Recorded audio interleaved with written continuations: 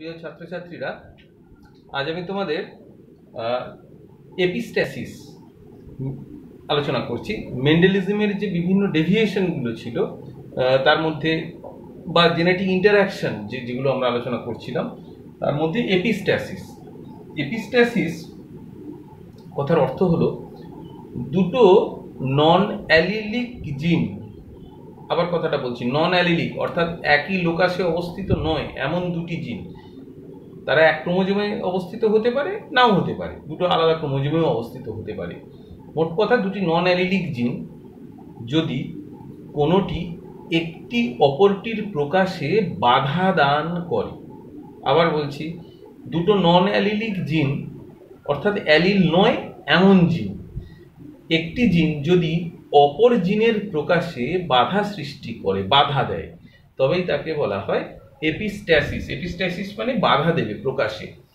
তো এটা দুরকম এপিস্ট্যাসিস হয়, একটা ডমিন্যান্ট এপিস্ট্যাসিস বা প্রকট এপিস্ট্যাসিস, আর একটি রিসেসিভ বা প্রচ্ছন্ন এপিস্ট্যাসিস। আমরা এই দুটো টাইপের দুটো এক্সাম্পল দিয়ে আলোচনা করছি। প্রথমে ডমিন্যান্ট এপিস্ট্যাসিস, এটা নিয়ে আমি আলোচনা করব। ডমিন্যান্ট এপিস্ট্যাসিসের ক্ষেত্রে একটা এক্সাম্পল দিচ্ছি, সেটা হচ্ছে স্কোয়াশ, পাহাড়ি ফল স্কোয়াশ, যার বিজ্ঞানসম্মত নাম কিউকারবিটা পেপো। তো কিউকারবিটা পেপোর ক্ষেত্রে এক্সাম্পলটা দিয়ে দেখাচ্ছি। এখানে দুটো নন অ্যালিলিক জিন, একটি হচ্ছে ডাব্লিউ ফর হোয়াইট, এবং আরেকটি হচ্ছে ক্যাপিটাল, আরেকটি হচ্ছে ওয়াই জিন। ওয়াই এক্ষেত্রে ইয়েলো অর্থে ওয়াই ব্যবহার করা হয়েছে। তো দুটো নন অ্যালিলিক জিন, তাহলে দুটো ভিন্ন লোকাসে অবস্থান করছে, একটা ডাব্লিউ জিন, একটা ওয়াই জিন।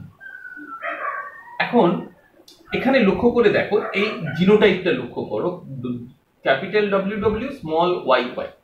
এক্ষেত্রে ক্যাপিটাল ডব্লিউ থাকার জন্য, ডমিনেন্ট হওয়ার জন্য, যেহেতু ডব্লিউ হোয়াইটের জিন প্রকাশ করে, হোয়াইট বৈশিষ্ট্য প্রকাশ করে, তাই ফলটা হয় ফলের রং। এটা ফলের রং সাদা, স্কোয়াশ ফলের রং সাদা। Small W W capital Y, এটা যদি হয় তাহলে ইয়েলো হয় ফল, অর্থাৎ ক্যাপিটাল ওয়াই জিনের বৈশিষ্ট্য প্রকাশ পায় এবং ইয়েলো হয়। এবার এটা হচ্ছে, ধরা যাক এই দুটোর মধ্যে ক্রসিং করা হলো প্যারেন্টাল জেনারেশন, তাহলে গ্যামেট এখান থেকে ক্যাপিটাল ডব্লিউ স্মল ওয়াই এক প্রকার গ্যামেট, এখানে স্মল ডব্লিউ ক্যাপিটাল ওয়াই এক প্রকার গ্যামেট। এদের ক্রসিং এ যেটা তৈরি হবে capital W small W capital Y small Y, তাহলে এখানে মিশ্র রং হতে পারত, হয় কোডমিনেন্স, অথবা হতে পারত যে এখানে কোডমিনেন্স হতে পারত, অথবা ইনকমপ্লিট ডমিনেন্স হতে পারত, অসম্পূর্ণ প্রকটতা। কিন্তু সেসব কিছু দেখা গেল না। এখানে দেখা যাবে হোয়াইট। তোমরা এখানে বলতে পারো যে হ্যাঁ হোয়াইট, তাহলে ওয়াই এর বৈশিষ্ট্যকে প্রকাশ হতে দেয়নি। কিন্তু এটা যদি ইনকমপ্লিট ডমিনেন্স হতো তাহলে কিন্তু F2 তে ভিন্ন অনুপাত আসতো। এটা ইনকমপ্লিট ডমিনেন্স যে নয় তার প্রমাণ হচ্ছে এই F2। এক্ষেত্রে ক্যাপিটাল ডব্লিউ জিন ক্যাপিটাল ওয়াই জিনের প্রকাশে বাধা দান করেছে, ফলে কোনো মিক্স কালারও হয়নি। ইনকমপ্লিট ডমিনেন্সে কি হয়? Mix colour. আর কোডমিনেন্সের ক্ষেত্রে উভয় বৈশিষ্ট্য প্রকাশিত হয়। এখানে কিন্তু ডাব্লিউ এর বৈশিষ্ট্য প্রকাশ পেয়েছে, ওয়াই এর বৈশিষ্ট্য ইয়েলোকে প্রকাশ পেতে দেয়নি, তার ফলে হোয়াইট। দেখতে পাচ্ছ, এই দেখো হোয়াইট, দুটোই হোয়াইট হয়েছে। তাহলে ক্যাপিটাল ওয়াই একটি প্রকট জিনের বৈশিষ্ট্যকে বাধা দান করলো অপর একটি প্রকট জিন, নন অ্যালিলিক জিন, তাহলে এটা হলো ডমিন্যান্ট এপিস্ট্যাসিস। এটাই জন্য খুব লক্ষণীয়। ক্যাপিটাল ওয়াই জিনকে, তাহলে আমরা ডাব্লিউ জিনকে কি বলবো? কে বাধা দান করেছে? ডাব্লিউ জিন। তাহলে আমরা ডাব্লিউ জিনকে কি বলবো? এপিস্ট্যাটিক জিন, এপিস্ট্যাটিক। আর ক্যাপিটাল ওয়াই জিনকে বাধা দান করেছে, তাহলে আমরা ক্যাপিটাল ওয়াই জিনকে বলবো হাইপোস্ট্যাটিক জিন। তাহলে যে জিন বাধা দেয় তাকে বলবো এপিস্ট্যাটিক জিন, আর যে জিন বাধাপ্রাপ্ত হলো তাকে আমরা বলবো হাইপোস্ট্যাটিক জিন। তাহলে এখানে ক্যাপিটাল ওয়াই হলো হাইপোস্ট্যাটিক জিন। এবং এক্ষেত্রে দেখবে কোডমিনেন্স বা ইনকমপ্লিট ডমিনেন্সের যে F2 রেশিও হয় তার থেকে এটা রেশিওটা আলাদা হয়ে যাবে। কিরকম?